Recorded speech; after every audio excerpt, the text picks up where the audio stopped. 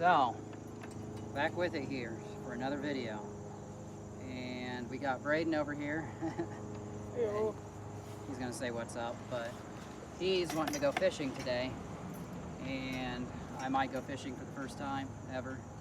But we're just gonna talk to you today about ticks and spreading this disease. So, I've got some notes here, and this is from the channel Patrick Humphrey. If you guys like this kind of information, feel free to subscribe to him. I got a lot of this stuff from there. But I know July, when I went searching for Gretchen Fleming, that I had 9 ticks on me just from 2 hours of searching. And some of them I didn't find until the next day. So, have you ever had ticks on you? Yeah. Recently? Well, not recently, but like, I know they're pretty bad. Yeah, well, if you leave them on past 24 hours, that's when you can get diseases spread. And now they're saying that there's a disease called alpha-gal syndrome. And it's kind of started with the Pentagon a long time ago, giving ticks Lyme disease. That's how it came out decades ago. But now there's this company, and we talked about it last year when I was living in St. Petersburg, Florida, called Oxitec, and they genetically engineered mosquitoes. Well, they released a whole batch of them last year in Key West and Orlando and also in California. Well, I guess they did it again last week. Now they are creating ticks, Oxitec, and Oxitec is funded by the Bill and Melinda Gates Foundation, which has their hands in funding in a lot of bad projects. And only the female mosquitoes bite you, but now they're putting this stuff in ticks. So there's something called alpha-gal syndrome, and the Centers for Disease Control are reporting that as many as 500,000 people in the United States are sick with alpha-gal syndrome. And what that is it gives you anaphylactic shock or anaphylaxis if you consume or eat meat. And we talked about how retail giants like Wal-Mart and other grocery stores are selling lab-grown meats now, because back in June and July, the Biden administration authorized that it's okay for these places to sell lab-grown meats. Well, people are now getting sick who are infected with alpha-gal after being bitten by a tick. So it's hard to notice ticks if they're on you for more than a day. It's possible they can give you this disease that's on the rise now, but there are a couple ticks to watch out for. I can't really identify it. We just see tick, you know. There's the Lone Star tick and there's an Asian blue long tick. Well, the Asian blue long ticks are now invading the United States, and they have been for years. They're affecting cattle with the disease, and they can actually give it to other ticks as well.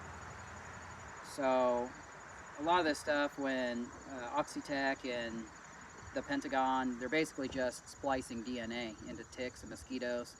It's the same thing with GMO corn, where they're using scorpion DNA, according to the Patrick Humphrey channel.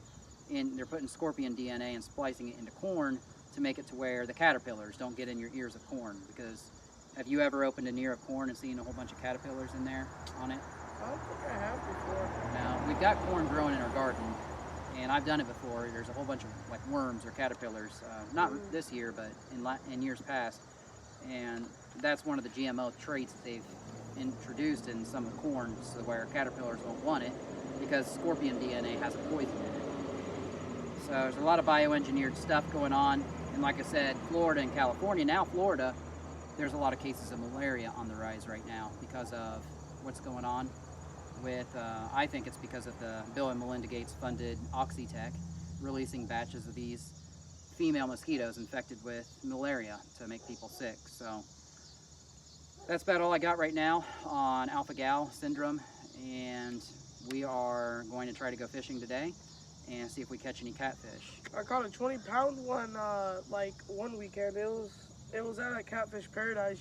You guys should go there and buy some stuff from there. They got bait casters, closed reels, open reels, a lot of good bait. The only thing you can't use there is spinners and stainless steel hooks and like artificial or something like that. Like, you can only use like chicken. You can only use natural bait like worms and stuff like that, because they want to keep their catfish fed and good health. And you can't cast that there unless like it's at nighttime, no one's there. I don't know if you're actually allowed to, but I mean, there's some good shiners in there, some good. There's like at least a 200-pound one in there. I've heard of that before. A 200-pound catfish. Yeah, even at City Park there is. It's just no one caught them before. I'm being for real. How can nobody see a 200-pound catfish swimming in City Park? It's because it's not clear enough. Oh, really? Yeah, it sits all the way at the bottom and doesn't move. Oh. It waits for its food to come to it. And I got 2 poles right here, actually, that we're gonna be using today. One of them is a bite alert one. It's like, that's the reel of it. It's from Zepco. It's one that my mom got me. And here's another one that I got from Ozark Trail. It's a 8-foot one, and they're pretty good. I almost caught one the other day down that little Canal River. It's pretty good. It's stocked with fish, I swear. I heard the alert go off and I caught him, but he just got off my hook. I was using rotten chicken liver. Ew, Yeah.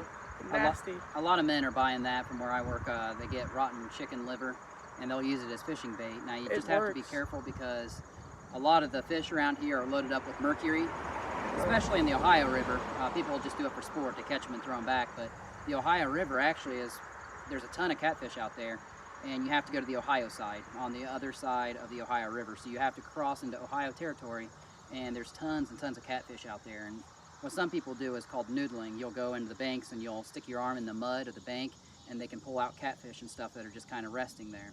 You got to use gloves because they'll tear up your hand, or I mean, you don't have to, but I'd recommend it because it kind of does hurt if your hands are not, I don't know, it doesn't really hurt, but it feels weird, and I would use gloves so it doesn't really hurt my hand too much. But now Braden is 14, and my friend Jess Day, his son is also 14. They're going to 2 different high schools, so he goes to Parkersburg South, and Jess Day's son goes to Parkersburg. Well, I guess Jess's son caught the winning fish at City Park when they had the, what was it, the golden or the rainbow trout tournament or yeah, something? that's hard to do.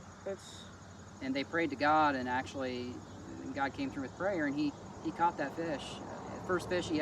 Second fish he ever caught in his life, and he won the whole tournament. I think it was 22 pounds or something. But yeah, so that was pretty cool. So we're gonna head up to City Park and see if we can catch something. So thanks for tuning into this video, and we will come at you next time and let you know if we have any results. Yeah. Sounds good.